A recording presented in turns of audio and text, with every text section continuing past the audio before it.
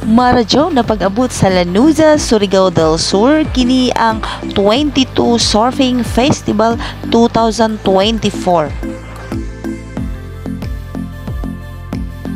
So for today's video, ako i-share sa inyo ang mga panghitabo ni atong November 10 maong adlaw sa pag-opening start sa maong Surfing Festival until 17. So aduna lamang 7 ka adlaw sa pagselebrar sa maong Surfing Festival diri sa amuang municipal. So adunay mga visitors gikan sa kalain-laing mga lungsod, cities, especially sa laing country. So mao man jud na ang mga entrante sa maong or mga flyers sa maong surfing festival. So gikan sila sa maong kalain-laing mga lugar, especially kadtong mga foreigner nga mga laki ug mga babae. So kadalasan sa maong bisita is gikan sa Siargao Island. So bibo kaayo ang maong selebrasyon tungod kay daghan kaayo mga tao. So busy. So mao man jud na kabalo naman mo na kung asa katong mga kadaghanan mga tao. So adto pud paingon ang mga tao. So bisan pa man na medyo ulan-ulan ang panahon.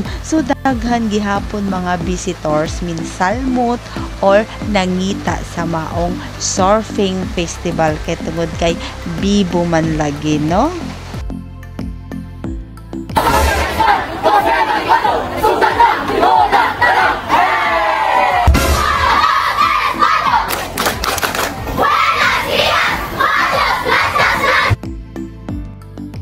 Dili jud ka ma-boring tungod kay daghan mga programa na pwede nato kitaon. Susama na lamang sa Zumba dance contest gikan sa kalain-laing mga barangay diri sa ato ang municipal na mga high school student ug daapay banda, disco, search ug dunapay guest na comedian ug uban pang mga program na para malingaw ang ato ang mga visitors.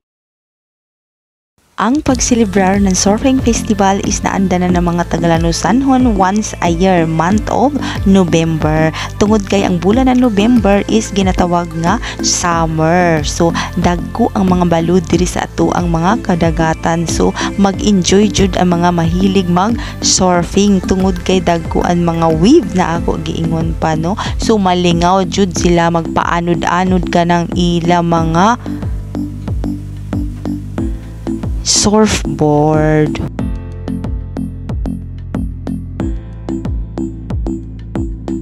Luyo ni anang mga program is dunay mga baligya na malingaw jud ka. Susama na lamang sa mga ukay-ukay ug uban pa. Ug ini kagabi dili pud mapasmo ang ato ang mga visitors tungod kay daghang mga pwede makan-an, especially katong mga tagalagyo, no. Dili jud sila mapasmo kay daghang pwede makan-an basta daman na dunay allowance or kwarta. O siyempre kinahanglan jud nato kwarta kay para dili ta mapasmuhan og naatay mahibayad ini kagutumon ta di ay, di ba?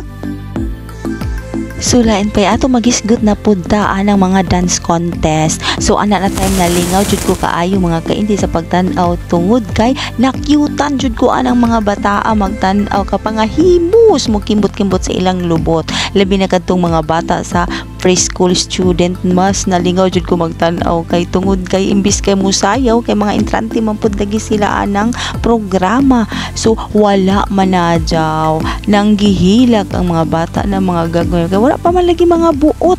So mauman jud na ang mga bata, no. Kinahanglan pa mga jud nato i-guide whereas ini mga tiguwang kini mga cute na mga dalingding sa mga buta naman sila dili na sila kinahanglan i-guide. Thank you for watching.